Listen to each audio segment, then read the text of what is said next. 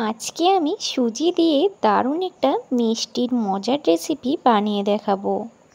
হঠাৎ করে যদি মিষ্টি খেতে ইচ্ছা করে আর ঘরে যদি কিছু না থাকে, সেক্ষেত্রে আপনারা এই রেসিপিটা বানিয়ে নিতে পারেন। এটা খেতে কিন্তু অনেকটা লাল মিষ্টি বা কেকের মতো খেতে লাগে। বানানো কিন্তু খুবই সহজ। আপনারা চাইলে ঝটপট এই রেসিপিটা বাড়িতে বানিয়ে ফেলতে পারেন। খেতে কিন্তু দারুণ টেস্টি হয়। এটা আপনারা বাড়িতে ঝটপট বানিয়ে ফেলুন, আর ছোট থেকে বড় সবাই কিন্তু ভীষণই পছন্দ করবে। যে একবার খাবে সে কিন্তু বারবার খেতে চাইবে। তাহলে চলুন বেশি কথা না বলে চলে যাওয়া যাক মূল রেসিপিতে। সুজির পুডিং বানানোর জন্য কড়াইয়ে আমি দিয়ে দিচ্ছি 3 টেবিল চামচ মতো চিনি। চিনি দিয়ে কিন্তু আমরা একটা ক্যারামেল তৈরি করব। ক্যারামেল তৈরি করার সময় আপনারা চাইলে সামান্য একটু জল দিয়েও চিনিটাকে গলিয়ে নিতে পারেন।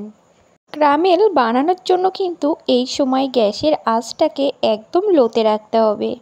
কয়েক মিনিট পরেই কিন্তু আপনাদের চিনিটা গলতে শুরু করবে আর সুন্দর একটা কালার আসবে। তখন কিন্তু আপনাদের চিনিটাকে নেড়ে চেড়ে ভালো করে জাল করতে হবে। চিনি গলা শুরু হয়ে গেলে ক্যারামেল তৈরি করতে কিন্তু খুব বেশি একটা সময় লাগবে না। এই ক্যারামেল কিন্তু আপনাদের একদম লো আঁচে বানাতে হবে। আপনারা যদি ক্যারামেল বানানোর সময় গ্যাসের আঁচটাকে বাড়িয়ে দেন, সেক্ষেত্রে কিন্তু আপনাদের ক্যারামেলটা পুড়ে যেতে পারে। যখন চিনিটা গলতে শুরু করবে তখন কয়েক মিনিটের মধ্যেই কিন্তু আপনাদের ক্যারামেলটা তৈরি হয়ে যাবে। এখানে কিন্তু আমাদের ক্যারামেলটা তৈরি হয়ে এসছে। এবার আমরা এটাকে নামিয়ে নেব। যে পাত্রে আমি পুডিংটা তৈরি করব সেই পাত্রে ক্যারামেলটা আমি ঢেলে নিলাম। ক্যারামেলটা কিন্তু গরম থাকা অবস্থাতেই আপনাদের সাথে সাথে একটা পাত্রে সেট করে নিতে হবে। এটা কিন্তু সাথে সাথেই সেই পাত্রেই জমে যাবে। ক্যারামেলটা ঢালার পর এইভাবে বাটিটাকে কিন্তু আমরা ঘুরিয়ে নেব। তাহলে ক্যারামেলটা চারিদিকে খুব সুন্দরভাবে সেট হয়ে যাবে। এবার আমি ক্যারামেলটা সাইডে সরিয়ে রাখবো যাতে পুরো ক্যারামেলটা সেট হয়ে যায়। এবার আমি একটা বাটির মধ্যে নিয়ে নিচ্ছি 2 টেবিল চামচ কাস্টার্ড পাউডার। কাস্টার্ড পাউডার দিলে পরে কিন্তু পুডিংয়ের টেস্টটা অনেকটাই সুন্দর আসে।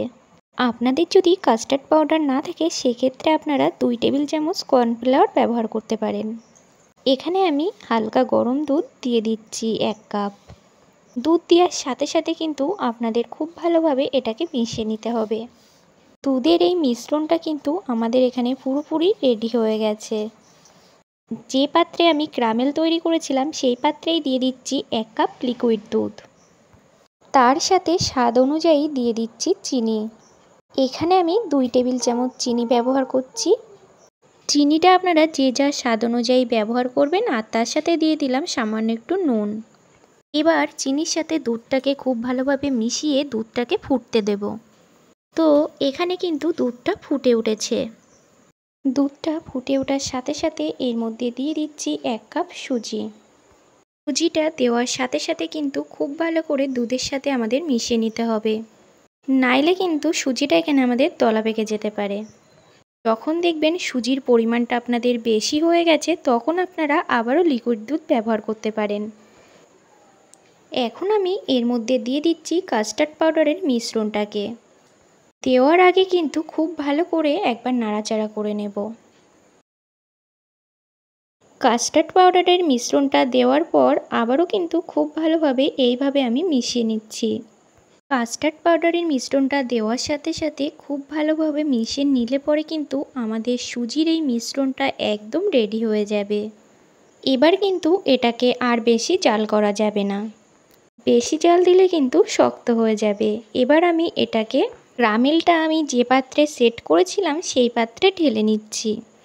সুজিটা ঢেলে নেওয়ার পর এইভাবে চামচ দিয়ে সুজিটাকে সমান করে দেব চারিদিক দিয়ে।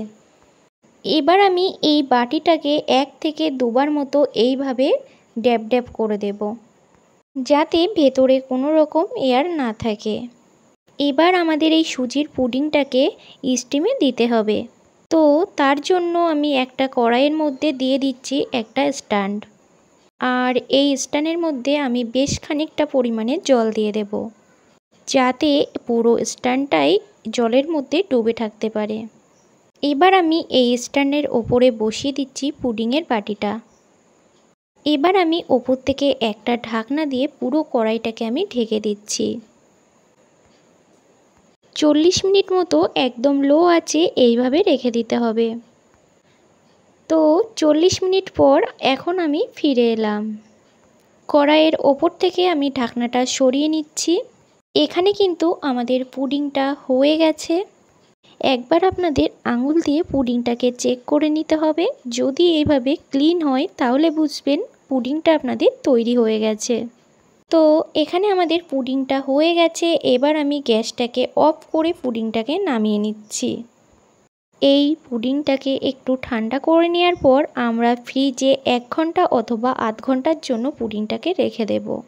তো আমি এই পুডিংটাকে 1 ঘন্টা মতো ফ্রিজে রেখেছিলাম। পুডিংটা কিন্তু পুরোপুরি এখানে ঠান্ডা হয়ে গেছে। এবার আমি একটা ছুরি দিয়ে সাইড থেকে এইভাবে কেটে নেব। এবার একটা প্লেট এর ওপরে চাপা দিয়ে এবার বাটিটাকে উল্টে দেব। তো খুব সহজেই কিন্তু আমাদের এখানে পুডিংটা বেরিয়ে আসবে।